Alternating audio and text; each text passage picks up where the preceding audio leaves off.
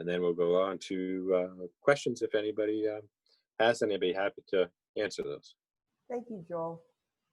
Thank you very much. I appreciate the presentation. Before I ask anybody else to ask a question, I would like to ask, my question for you is, all those numbers that you gave us not really include the federal tax credit, correct? So that would be, is that accurate, Joel? That there would be additional less expense. There would be less expense even for customers beyond what you just proposed. Is that accurate? No, well, not really for air-based heat pumps. So there's a federal tax credit available for the geothermal systems this year, which is 26%. There's also a tax credit for the solar technology. Solar hot water gets a tax credit, okay, as well as solar PV. But there's not really a federal tax credit for the traditional air-based heat pump systems.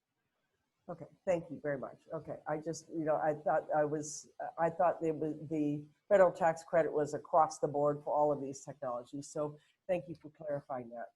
Okay, so one of the questions is, what is the temperature range that the heat pump runs at? So I'm going to guess that they are asking about the outdoor temperature range that the heat pump can operate at. So with the technology we have today from companies like Mitsubishi, their performance does not drop off the way a lot of the older heat pumps did. So they have systems that will run all the way down to 13 below 0 Fahrenheit before they shut themselves off. They're still making 100% of their available heat at 5 Fahrenheit. So that's a big difference, because for a lot of basic heat pump systems today, and especially years ago, as that temperature came down outside, the amount of heat that could produce really, really fell off when you got under about 35 degrees, 30 degrees. And people remember the old heat pumps from the condos that they may have lived in before, and then what would happen is a big electric heater would have to kick in to help that heat pump out, and that can get very expensive to run. But today, with Mitsubishi's technology, we can go all the way down to 0 and not turn that electric heater on.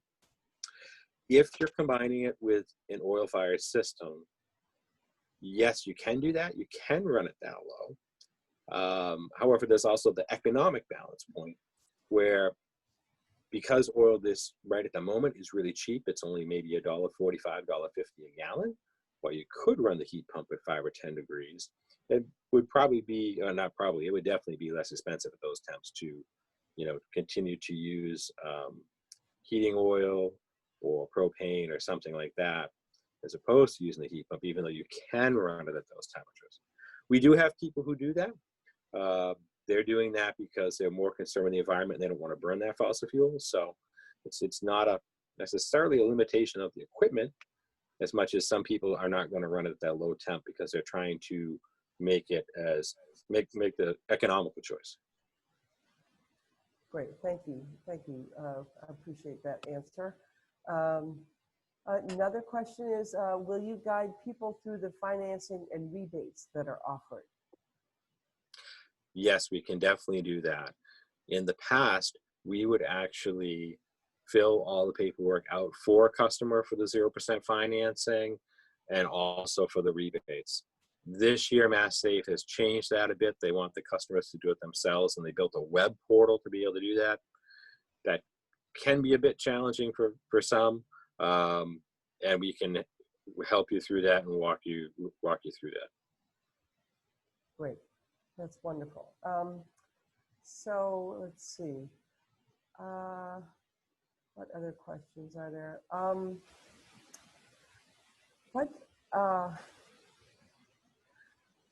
How you were talking about the difference between the full-fledged air source heat pumps and this hybrid version.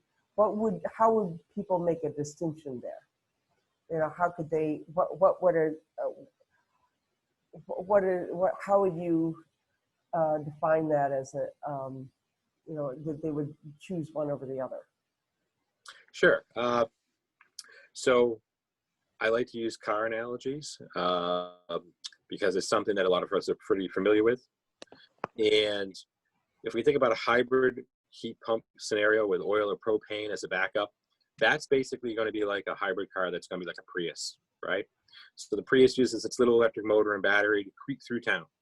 It goes down through the center of Melford. So if we have a hybrid heat pump situation, we're going to use the heat pump to heat the home when it doesn't have to work that hard. Sort of like how the car is just kind of creeping through the center of town on the electric drive system. And that's going to be when it's 35, 40, 45, 50 degrees outside. Mhm. And then when it gets really cold out, what's going to happen? It's going to be just like the Prius again. When you need to go down 495 in your Prius, the gasoline engine kicks in when it has to work really hard. So with a hybrid heat pump system, it's going to be the same thing. When it gets really cold out, we're going to automatically fire the oil fire system or the propane fire system, whatever your backup heating may be, we're going to turn that on. And you don't have to figure out when to make that switch. You don't have to decide that. It doesn't take any user interaction. We're going to program the system to automatically do that. Using a heat pump completely to heat a home would mean, you know, a heat pump will say without any backup heat, without any fossil fuel in the home. Mm-hmm. And in that situation, the heat pump's going to run for as long as it possibly can. And then at some point, depending on how well the house is built, we may have to have some other kind of backup heat turn on if it's a ductwork type system, maybe an electric heater in the ductwork or something like that. So why would somebody choose to do that? That's going to be someone who's trying to basically get completely away from having any kind of fossil fuel in their home or, you know, burning a fossil fuel. They don't want to do that. So they're going to make that choice because of more for their environmental concerns than an economic choice. Mm-hmm. Because right now with the lower oil prices that we have, when those real low temps, a traditional oil system or something like that as a backup is going to win the economic battle. Okay, great, thank you. Okay, we have some other questions. Is the noise level about that of an AC unit? Well, most AC units that most people are familiar with, the compressors outside are very noisy. The units that we're showing here are much, much, much quieter than that. And it's not necessarily because they're a heat pump, but it's because they're probably a much, much better unit than what's on their home. Typical central AC can be as much as 75 decibels, 80 decibels. The Mitsubishi units, those are the quietest of the bunch. Those can be as low as 48, 50, 52 decibels. So you could have a conversation standing next to one of those outdoor compressors, which you definitely can't with the typical AC. And then the Bosch units, they're going to be someplace in between. They're not as quiet as the Mitsubishis, but they're nowhere near as loud as a traditional basic builder grade central air conditioner would be. Mm-hmm. Okay, great, thank you. So here's a question. Do you have to keep your current heating system to heat the house at a lower outdoor temperatures?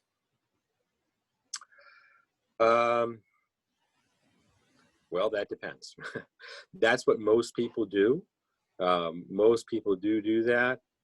It is possible to completely heat a home with regular air source heat pumps.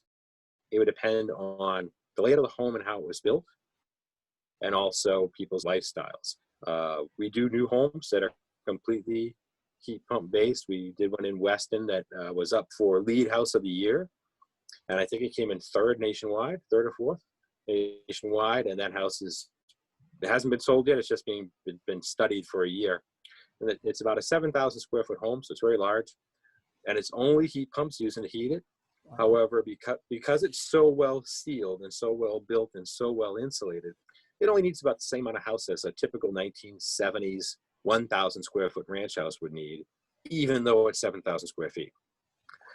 So that's an example of that. Yes, you absolutely can do it with just heat pumps, but not necessarily in every house. Wow. Okay, that's fascinating. Where is this house? that one's in Weston. Okay, cool. All right. So another question, does each room need a separate indoor unit? And she says, I'm wondering in particular about whether a small bathroom would also need a unit to get enough heat. Assume it's next to a bigger room with an indoor unit. Right. So that's a great question. Typically, you wouldn't put one of those indoor heads in a small bathroom. If it's next to a larger room, like if you have a master bedroom with a unit in it and a small master bath off of that, then it's going to stay pretty warm inside of that space as long as the door's open during. If you really, really in the bathroom and you want it to be, you know,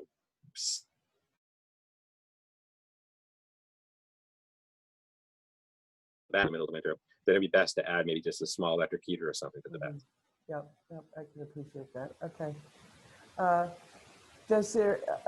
What happens if you have a big house that doesn't have a lot of small rooms, you know, that it's an open space home?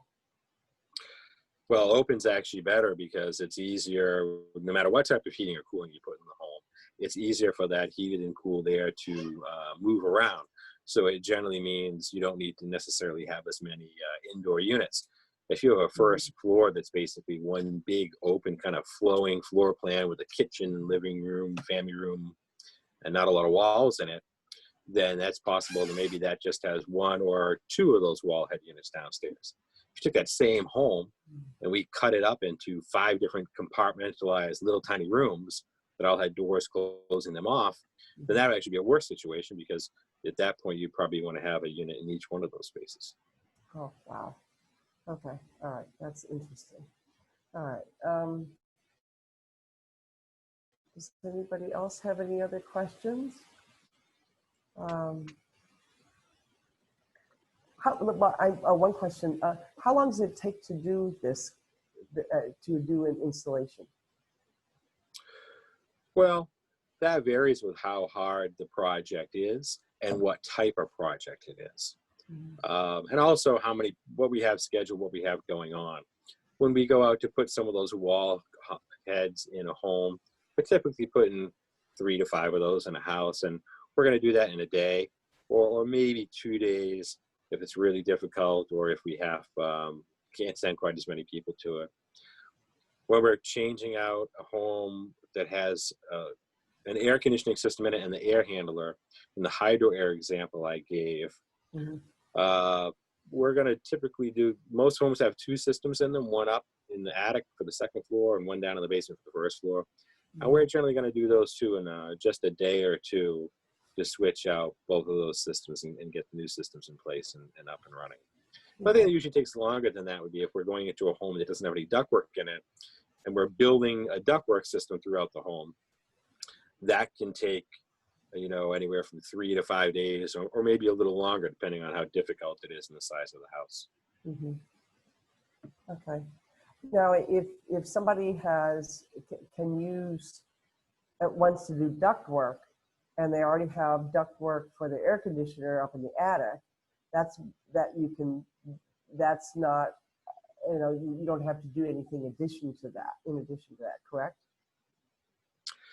Correct. You can potentially use the existing ductwork you have and just switch it out to a heat pump system when it's time to replace the air conditioner. That being said, though, I have to say that we go into a lot of homes and we upgrade, fix, seal, and repair ductwork. So a lot of the ductwork has been done very, very poorly, and that's delivering the heated and cooled air to your home. So many times we make some repairs to that.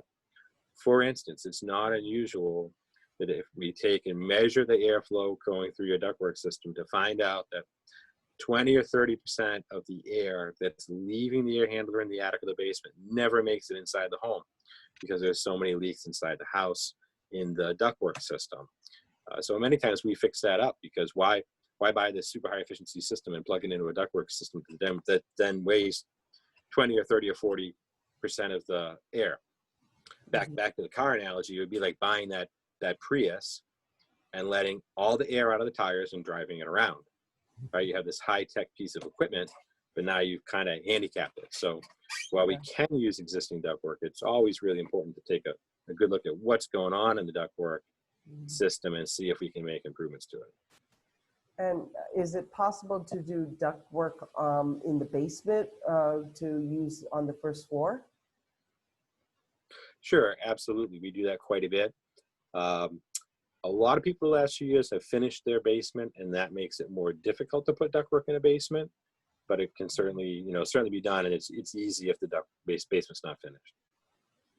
Okay, great, thank you. Um, let's see. Any other questions? Um,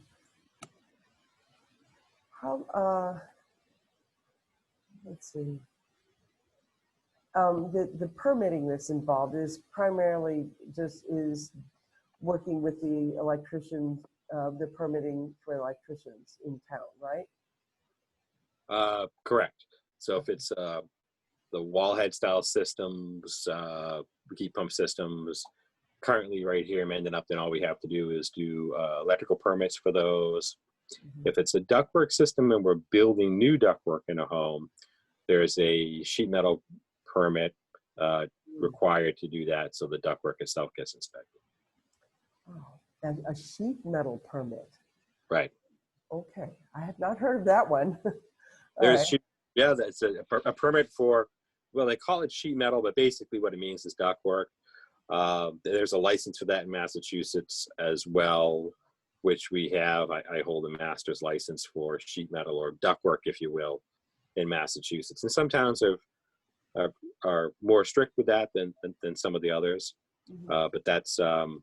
But that came about because of all the issues we see with ductwork. So I go out to homes all the time that people complain with their hot air system is uncomfortable, and the bedroom at the end of the run doesn't get enough air, and things like that. And it's typically related to the ductwork issues and ductwork problems. So that's why they've developed more standards for that statewide, and there's now a license for that. Mhm. Okay. And what do you have to do to, if someone's interested in pursuing this, what kind of information do you require for homeowners to give you to be able to help as an initial interest? Well, the biggest thing is I'll come out to the home and do a survey of the house. Um, so I'm going to come out to the house and take a look at all aspects of the entire building. When was it built? How was it built? How much insulation is in the attic? What's in it for windows? Is the original single pane glass windows from 70 years ago, or a cheap window the builder put in 30 years ago, or do you have a really great new window? Things like that. So the homeowner doesn't really have to get a lot of things together for us for me to be able to do estimate or proposal. It's more of an investigation that I would do at the home, and then spend time talking to them, trying to find out, well, what's really important to them, what their needs are, what's the goal. So when we're done, we hopefully have built a system that was exactly what you were looking for. Great. Okay. Let's see. Does anyone else have any other questions? I see some participants here. I would love to hear from you. I keep popping up with questions, but I would certainly love to hear from other people who are interested. Let's give a moment for anybody to write something in the chat. All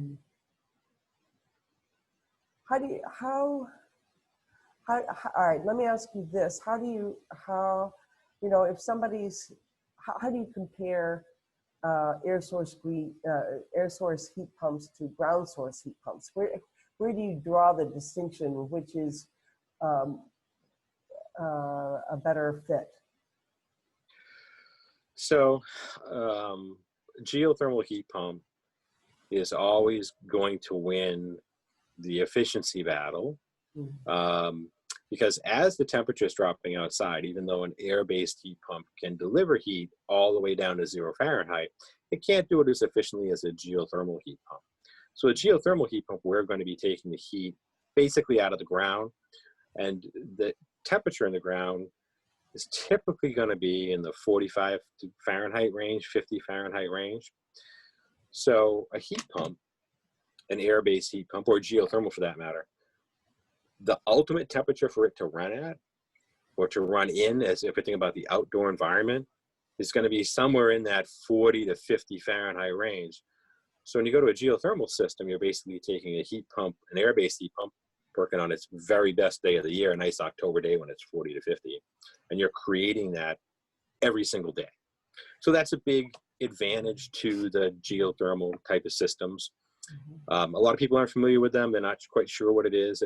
Basically, it's a heat pump, and the only difference is that instead of taking the heat from the outside air, we're simply taking that heat from the ground. Galliford's restaurant at the zoo here in Mendon, a lot of people have been there. We installed the geothermal system at that restaurant. So that's a great example of that. If you've ever been in there when it's really cold or really hot outside like the last few days, that's perfectly comfortable in there. And when we're heating that building in the winter, we're not burning fossil fuels to do it. That they have a large geothermal field, which is actually buried across the street up behind the barn on the other side of the street, kind of close to where the parking lots are. And that water is then piped down to the building. We take the heat out of that water in the wintertime, and we use that heat to keep that place warm. And then in the summer, it's the reverse of that. And it's a very, very efficient system. The downside to geothermal, and where an air-based system will win, is that if you're trying to retrofit geothermal into an existing home that doesn't have ductwork in it, that's a challenge, because putting in the ductwork can be time-consuming and expensive. Where the wallhead style systems from Mitsubishi and some of the other manufacturers that are out there, they're very easy to retrofit into a home. You don't have to have any ductwork, so it's a much less expensive thing to do. If you have a really good ductwork system in your home already, then potentially, doing geothermal cost-wise isn't as expensive. It isn't as bad. So that's probably the cutoff point, I would say. If you don't have any ductwork in the home, you can add it, but it's a lot more expensive. Whereas if you did have ductwork in the house, it's a bit easier to retrofit in the geothermal. When we're starting with a new home, or something like Galliford's, a new commercial building, then that's a different scenario altogether, where we're building whatever we want right from scratch. Sure. Yes, it's always nice to have a clean slate to create what you want. Okay. Well, if no one else has any other questions, we have a few more minutes, but I'm happy to ponder further thoughts. It's lovely having you in town, really nearby. Thanks. And so it certainly is. You would certainly be able to offer very quick service in terms of being right within our own towns. So that's a real advantage to having air source heat pumps. And you certainly, Boucher has been in the business with doing air source heat pumps for a long time. And I think people really understand the difference, that how much more significant it is that oil-based and propane-based heating systems are just so expensive, and people can do so much better. I think if it turns out that they're really just, as you said, a cost differential of it's very small between doing another oil or propane-based system and doing an air source heat pump. It sure sounds like an air source heat pump, for a number of reasons, would really work much better. So today, a lot of people, especially with the summer we've been having, they really want to get a central AC put in their home, but we rarely put just an AC into someone's homes now, even if that's what they called for initially. because when I go out to the house, well, start talking about doing a heat pump instead. It'll get you the cooling that you want. The house will be nice and comfortable.